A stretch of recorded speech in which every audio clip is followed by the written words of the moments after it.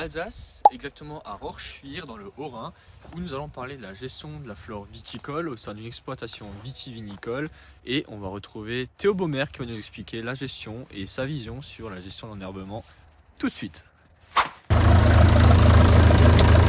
Hey, salut Théo! Merci Théo de nous recevoir ici à Rorschwihr sur ton exploitation familiale. Puis voilà, allez, je te laisse te présenter et puis dire un peu ton histoire. Moi c'est Théo Baumer. Je suis là, ça fait la deuxième année que je suis sur le domaine, après avoir fait un BTS et une licence à Reims. Je suis la quatrième génération qui a repris le domaine de mon grand-père.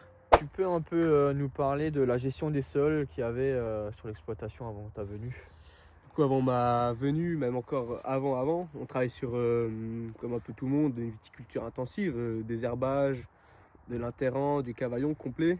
Ouais. Et là, comme on travaille en CUMA avec plusieurs viticulteurs, maintenant il y a 4-5 ans, on travaille sur le zéro phyto, zéro désherbage, je veux dire. Et maintenant, on a fait quelques essais de semi-direct, et on a un certain retour maintenant. Plutôt satisfait. Plus satisfait, ouais. Tu réalisais des semis du coup avec la Cuma. Est-ce que tu peux me parler un peu plus de ce semis, de quoi est-ce qu'il est composé et puis quand est-ce que tu le sèmes exactement? Donc on est sur un mélange de 5 espèces avec des légumineuses de type févrole et du pois. On a certaines graminées avec du seigle et de l'avoine. Et pour la cinquième, on a un radis qui a vraiment des racines très cassées de croûte, quoi, très profondes. On le sème, on essaie de le semer le plus tôt possible après les vendanges. Du coup, vers septembre, c'est vraiment l'optimal. Et sinon, si on n'arrive pas, ça sera plus mi-octobre, où là, ça devient un peu plus compliqué, mais c'est tout aussi faisable. Alors voici une bande enherbée qui a été semée par Théo. Avec la racine en pivot, on a le radis qui va justement restructurer le sol. Là, on a cette belle racine en pivot. Ensuite, on a le triticale qui pousse, qui est assez intéressant parce qu'il pousse avec le poids, qui permet justement d'apporter aussi, capter l'azote atmosphérique et puis le stocker dans le sol. Et par ce biais-là, on a également la févrole qui est très appréciée, qui est une légumineuse très appréciée justement chez les vignerons pour sa capacité à fixer l'azote atmosphérique et puis le stocker dans le sol, ce qui permet d'apporter plus de nutriments pour la vigne. À savoir également que ces couverts sont appréciés car certaines espèces limitent le lessivage des nitrates dans le sol. Les couverts végétaux vont permettre une pénétration de l'eau améliorée avec des sols plus structurés, réduisant ainsi le risque de l'érosion et du ruissellement. Et enfin, ils vont limiter le développement de certaines plantes adventices. Dans les mélanges, on retrouve 3 familles principalement utilisées, qui sont les légumineuses, les céréales et encore les crucifères. Ils ont tous les 3 des caractéristiques différentes et qui sont donc complémentaires. Attention à bien adapter le mélange selon la situation de la parcelle et de l'objectif visé. Le plus gros inconvénient, comme dit auparavant, c'est vraiment cet aspect, le semer au bon moment, et c'est ça qui est un peu un casse-tête. Mais une fois semé, on trouve très peu de défauts. En été, on le laisse pousser, et une fois que c'est monté en fleurs, on le roule, et ça nous fait un paillage pour toute l'année. Du coup, on n'a plus besoin de s'occuper de ce rang-là, plus besoin de le tondre, plus besoin d'avoir n'importe quel entretien.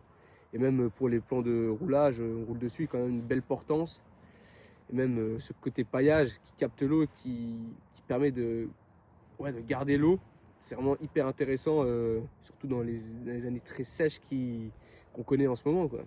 Et du coup, exactement sur les années très sèches, est-ce que ces semis-là ne risquent pas de concurrencer un peu trop la vigne sur le plan hydrique? À mon goût, je pense pas, parce que comme dit, on le roule assez tôt quand même. On est vers avril, juin au plus tard, et comme dit, une fois que c'est bien en fleurs, on la roule, ça reste jaune et ça fait un beau paillage. Et surtout quand c'est les années très sèches, il n'y a plus rien qui repousse. Alors, un des inconvénients majeurs des semis, c'est également qu'ils provoquent un microclimat, puisque c'est des herbes, ils poussent naturellement, et puis il faut les entretenir. Mais comme une année comme 2024 où il pleuvait beaucoup, comment faire? Théo, pourrais-tu nous dire comment est-ce que tu as entretenu ton couvert en 2024? En 2024, c'était assez simple, on l'a laissé monter, mais vu l'importance et toute l'eau qu'il y avait, ça poussait très fort. Du coup, on n'a pas voulu prendre de risque, pas que ça se bloque dans le plan de palissage. Du coup, on l'a fauché pour remettre au sol et que ça tire l'eau, quoi. Alors ce que Théo a oublié de vous dire et de vous préciser aussi, c'est justement que ces semis vont permettre d'augmenter la biodiversité dans le sol, mais les semis vont permettre aussi d'augmenter la matière organique dans le sol. Donc ça aussi c'est très recherché pour justement réduire les apports des engrais dans les années à venir, surtout que les engrais ils deviennent de plus en plus chers.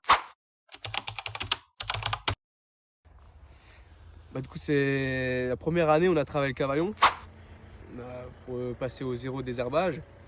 Bon, c'est une année un peu sport 2024 pour passer au zéro désherbage. Bon, on a quand même réussi.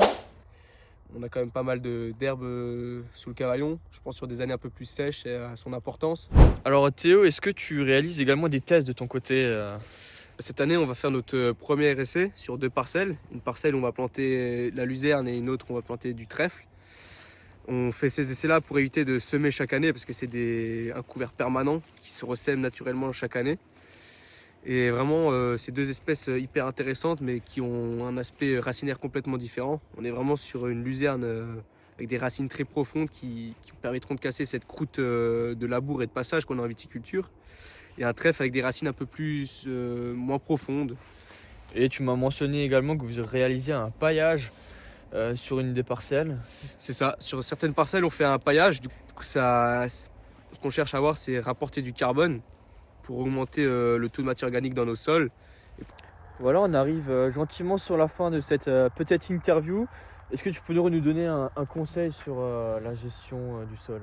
Le conseil que je donnerais, c'est, avec le peu d'expérience que j'ai, c'est s'adapter au millésime, à ce que la vigne, comme on la ressent, si elle est stressée, si elle est capable d'encaisser la pousse, et surtout pas hésiter à demander aux anciens qu'est-ce qu'on peut faire, quoi. Avec le recul qu'ils ont, ça peut être très intéressant. Il fait vachement froid, ça te dirait d'aller boire un coup? Allez, Je t'emmène. Allez, Allez, on va.